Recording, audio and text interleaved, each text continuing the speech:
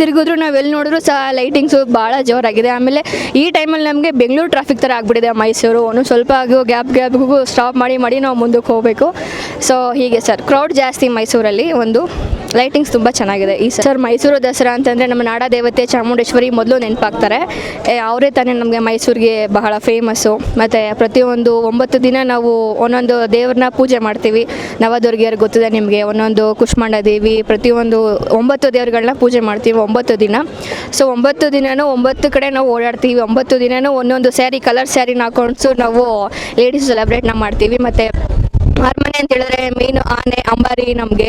So ಹಾಗಾಗಿ ತುಂಬ ಮಕ್ಕಳಿಗೆಲ್ಲ ಆನೆ ತುಂಬ ಇಷ್ಟ ಆಗುತ್ತೆ. ಮತ್ತು ಪ್ರತಿಯೊಂದು ಮೈಸೂರು ಒಂದು ಒಳ್ಳೆ ಪ್ಲೇಸ್ ಆಗಿದೆ. ಒಂದೊಂದು ದಿನ ಒಂದೊಂದು ಕಡೆ ಹೋಗ್ತೀವಿ. ಯುವ ದಸರಾ ಇರ್ಬೋದು, ಆಹಾರ ಮೇಳ ಇರ್ಬೋದು, ಮತ್ತು ಯುವ ಸಂಭ್ರಮ ಇರ್ಬೋದು. ಸೊ ಇದೆಲ್ಲ ಎಂಜಾಯ್ಮೆಂಟ್ಗೆ ಒಳ್ಳೆ ಪ್ಲೇಸ್ ಇದೆ ಮೈಸೂರು.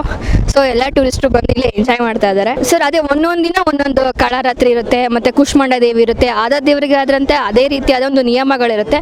ಸೊ ನಾವು ಆ ನಿಯಮ ಪ್ರಕಾರ ಒಂದೊಂದು ದೇವರಿಗೆ ಪೂಜೆನ ಪ್ರತಿ ವಾರನೂ ಒಂದೊಂದು ದಿನವೂ ಆಚರಿಸೋದು. ದೇವಿ ಪೂಜೆ ಮಾಡೋದ್ರಿಂದ ಇರೋಬರೋ ಶಕ್ತಿ ಎಲ್ಲ ಸೊ ನಮಗೆ ಎಲ್ಲ ಪವರ್ಫುಲ್ಲಾಗಿ ಸಿಗುತ್ತೆ. ಮನಸ್ಸಿಗೆ ನೆಮ್ಮದಿ ಸಿಗುತ್ತೆ. ಆಮೇಲಿಂದ ನಮಗೆ ಗೊತ್ತಿದ್ದಂಗೆ ಒಂಥರ ಚೈತನ್ಯ ಸಹ ಸಿಗುತ್ತೆ ನಮಗೆ ಮನಸ್ಸಿಗೆ.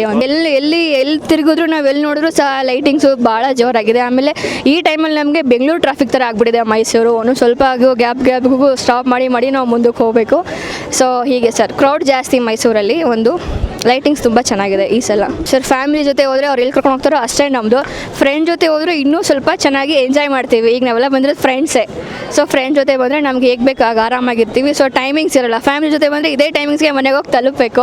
ಅವ್ರು ಏನು ಹೇಳ್ತಾರೋ ಅಷ್ಟೇ ಎಂಜಾಯ್ ಮಾಡಬೇಕು. ಸೊ ಹಾಗಾಗಿ ಫ್ರೆಂಡ್ ಜೊತೆ ಬಂದರೆ ತುಂಬ ಚೆನ್ನಾಗಿರುತ್ತೆ ಮಾಡ್ತೀವಿ. ಸೊ ಪ್ಲಾಸ್ಟಿಕ್ ಇರ್ಬೋದು, ಪೇಪರ್ ಇರ್ಬೋದು, ಏನೇ ಒಂದು ನಾವು ತಿಂದ್ರೂ ಸೊ ನಾವು ಏನೊಂದು ಬ್ಯಾಗ್ ಅಂತ ಕ್ಯಾರಿ ಬ್ಯಾಗ್ ತಂದಿರ್ತೀವೋ ಸೊ ನಾವು ಅದಕ್ಕೆ ಹಾಕೊಂಡು ಹೋದರೆ ತುಂಬ ಒಳ್ಳೆಯದು. ಅದ್ರ ಬದಲು ಡಸ್ಟ್ಬಿನ್ ಇರುತ್ತೆ, ನಿಯರೆಸ್ಟ್ ಡಸ್ಟ್ಬಿನ್ ಇರುತ್ತೆ. ಸಿಗಲಿಲ್ಲ ಅಂತಂದರೆ ಎಲ್ಲಂದ್ರಲ್ಲಿ ಹಾಕೋದಲ್ಲ, ಡಸ್ಟ್ಬಿನ್ ಎಲ್ಲಿರುತ್ತೆ ಅಲ್ಲೋಗಿ ಹಾಕಿದ್ರೆ ತುಂಬ ಒಳ್ಳೆಯದು. ಏಕೆಂದರೆ ಸ್ವಚ್ಛತೆಯನ್ನು ಪ್ಲೀಸ್ ಎಲ್ಲರೂ ಕಾಪಾಡಿ.